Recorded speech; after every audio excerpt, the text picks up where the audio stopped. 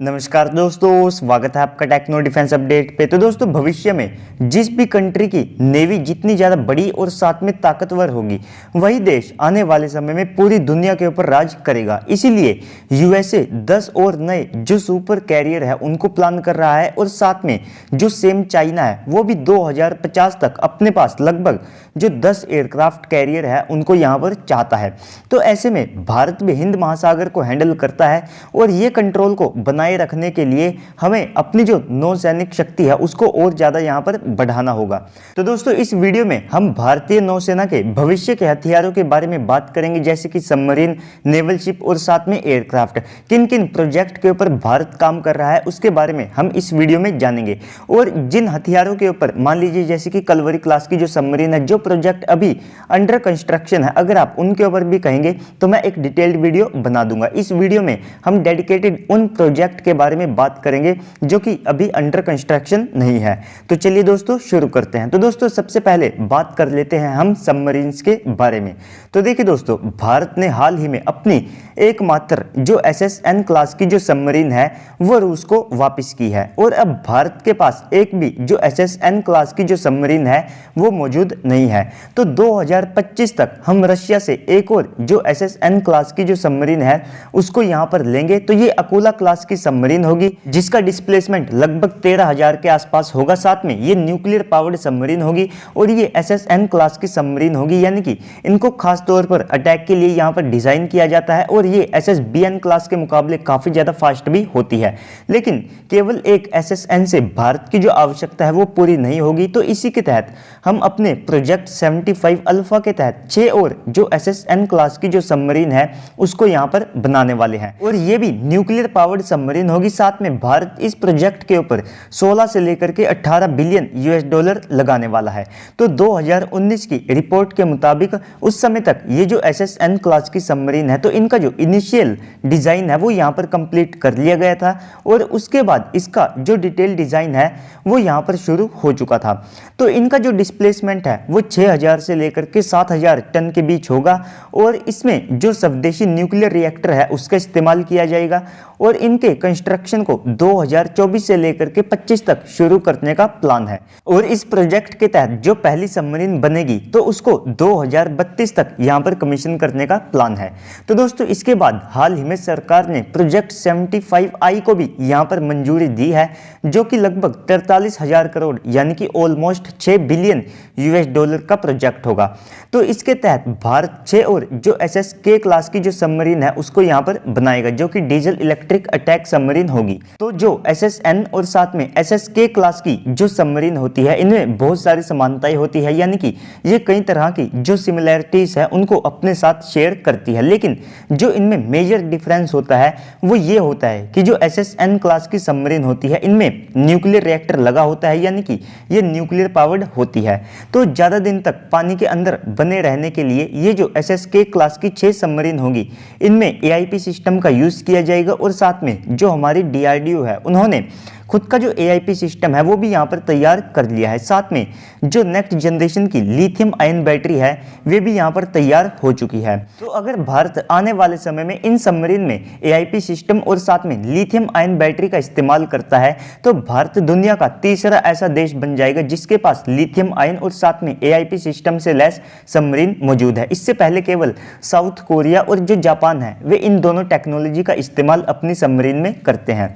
तो इसके बाद भारत ने अपनी सबसे बड़ी 3 और सबमरीन को बनाने का प्लान किया है, जिसके तहत हम S5 क्लास की जो 3 सबमरीन है उनको यहां पर बनाएंगे। तो ये SSBN क्लास की सबमरीन होगी, जिस क्लास में हमारी अरिहंत क्लास की सबमरीन आती है, यानी कि ये अपने साथ K5 और साथ में जो K6 जैसी जो SLBM मिसाइलें हैं उनको भी ये अपने साथ कैरी करने में सक्षम होगी। साथ में इनका जो डिस्प्लेसमेंट है वो 13,500 टन तक हो सकता है, यानी कि ये काफी ज्यादा बड़ी सबमरीन यहाँ पर होगी। तो इस प्रोजेक्ट प्रोजेक्ट की जो कॉस्ट है वो लगभग 8 बिलियन यूएस डॉलर तक आंकी गई है। और भारत इन सबमरीन में जो खुद का यानी कि भाभा एटॉमिक रिसर्च सेंटर द्वारा बनाया गया जो न्यूक्लियर रिएक्टर होगा, जो कि लगभग 190 मेगावाट तक का हो सकता है, तो उस न्यूक्लियर रिएक्टर का इस्तेमाल इन खुद की SSBN क्लास की सबमरीन में करेगा। तो यानी कि अगर देखा जाए तो भारत ने भविष्य के लिए 16 सबमरीन को यहाँ पर प्लान किया है, जिसमें से 10 न्यूक्लियर पावर्ड होंगी और साथ में 6 कन्वेंशनल सबमरीन यहाँ पर होने वाली है। तो दोस्तों इसके बाद अगर हम बात करें यहाँ पर सर्फेस शिप के बारे में, तो यहाँ पर सबसे पहले भारत ने प्लान किए हैं 4 LHD। हालांकि दोस्तों जब इंडियन नेवी ने इन शिप के लिए जो RFI है उसको जारी किया था, तो वहां पर इनको LPD में मेंशन कर रखा है, लेकिन इनकी जो रिक्वायरमेंट और साथ में इनके साथ जो फीचर्स मांगे गए हैं वे ऑलमोस्ट यहाँ पर एक LHD के ही हैं। मैंने इसके ऊपर एक डिटेल्ड वीडियो भी बना रखी है, मैं उसका लिंक जो है आई बटन में दे दूंगा, आप वहां से भी उसको जा करके देख सकते हैं। तो इन शिप का जो डिस्प्लेसमेंट है वो यहाँ पर 35,000 से लेकर के 40,000 टन के बीच हो सकता है, और ये अपने साथ 14 से लेकर के 16 जो हेलीकॉप्टर है उन्हें कैरी करने में सक्षम होंगे। 6 जो मेन बैटल टैंक है उनको भी ये अपने साथ ले जाने में सक्षम होंगे। साथ में 20 इन्फेंट्री व्हीकल और 40 से लेकर के 60 ट्रक को ये अपने साथ कैरी करने में सक्षम होंगे। तो इंडियन नेवी को यहाँ पर डील साइन होने के 5 साल के अंदर जो पहला शिप है वो यहाँ पर चाहिए, और हर 1 साल के गैप के अंदर उनको एक और जो नया शिप है उसकी यहाँ पर डिलीवरी चाहिए। यानी कि आप कह सकते हैं कि इंडियन नेवी ने चारों शिप को कमीशन करने के लिए लगभग 9 साल की जो टाइमलाइन है उसको यहाँ पर रखा है। तो दोस्तों इसके बाद जैसे ही ये LHD शामिल होंगे, तो इसके बाद भारत का एक और प्रोजेक्ट है जो कि एक मेगा वॉरशिप को बनाने का है, जिसके तहत हम 13,000 से लेकर के 14,000 टन का जो स्टेल्थ गाइडेड मिसाइल डिस्ट्रॉयर है उसको यहाँ पर बनाएंगे। तो ऐसे जो 6 डिस्ट्रॉयर है उनको यहाँ पर प्लान किया गया है, और दुनिया के ये सबसे बड़े और साथ में एक्टिव डिस्ट्रॉयर में से एक होंगे। तो अभी के लिए दुनिया का जो सबसे बड़ा डिस्ट्रॉयर है वो चीन के पास मौजूद है, जिसको हम टाइप 055 के नाम से यहाँ पर जानते हैं। तो इनका जो वजन है वो लगभग 12,000 टन के आसपास है, लेकिन जो प्रोजेक्ट 18 क्लास के तहत हम डिस्ट्रॉयर बनाएंगे उनका डिस्प्लेसमेंट इनसे भी यहाँ पर ज़्यादा होगा। तो जो प्रोजेक्ट 18 है इसकी जो कॉस्ट है वो यहाँ पर 50,000 करोड़ यानी कि 8 बिलियन यूएस डॉलर के आसपास आंकी गई है। तो दोस्तों ये जो डिस्ट्रॉयर हैं ये अपने साथ डायरेक्ट एनर्जी वेपन सिस्टम और साथ में जो हाइपरसोनिक मिसाइल्स हैं उनको कैरी करने में सक्षम होंगे, और साथ में जो इलेक्ट्रोमैग्नेटिक रेल गन है तो उनसे भी इसको यहाँ पर लैस किया जा सकता है। तो इसके बाद अगर हम बात करें अब कॉर्वेट्स की, तो देखिए दोस्तों इंडियन नेवी ने 10,000 करोड़ की कॉस्ट में लगभग जो 6 नेक्स्ट जनरेशन की मिसाइल वेसल है उनको यहाँ पर प्लान किया है, जो कि अपने साथ ब्रह्मोस मिसाइल को भी कैरी कर सके। साथ में इंडियन नेवी ने 7 और जो नई कॉर्वेट्स है उनको यहाँ पर प्लान किया है। यानी कि अगर देखा जाए तो भविष्य के लिए इंडियन नेवी ने 13 जो नई कॉर्वेट्स है उनको यहाँ पर प्लान किया है। तो इसके बाद इस शिप की जो कैटेगरी है इसमें लास्ट में आप कह सकते हैं कि जो 3rd एयरक्राफ्ट कैरियर है उसको भी यहाँ पर प्लान किया गया है। तो देखिए दोस्तों जो हमारा कोचिन शिपयार्ड है उन्होंने लगभग 70,000 टन का जो ड्राई डॉक है वो यहाँ पर प्लान किया है, जिसको वे 2023 से एक्टिव कर देंगे। यानी कि फिर वहां से 45,000 टन या फिर 65,000 टन का जो एयरक्राफ्ट कैरियर है उन दोनों को बनाना यहाँ से पॉसिबल होगा। साथ में इस साल का जो इंडियन नेवी का कैपिटल एक्सपेंडिचर में जो शेयर है वो सबसे ज़्यादा है, जिसमें उनको लगभग 41% का जो शेयर है वो यहाँ पर मिला है, और ये इंडियन आर्मी और साथ में जो इंडियन एयरफोर्स है उनमें यहाँ पर सबसे ज़्यादा है। तो हो सकता है कि जो 3rd एयरक्राफ्ट कैरियर के लिए जो अप्रूवल है वो भी आप सब भविष्य में बहुत जल्द ही यहाँ पर देखें। तो अब हम बात कर लेते हैं एयरक्राफ्ट के बारे में। तो सबसे पहले Bharat Indian multi role helicopter यानी कि IMRH के ऊपर काम कर रहा है, जिसकी जो फर्स्ट फ्लाइट है वो 2025 से लेकर के 26 में तय की गई है।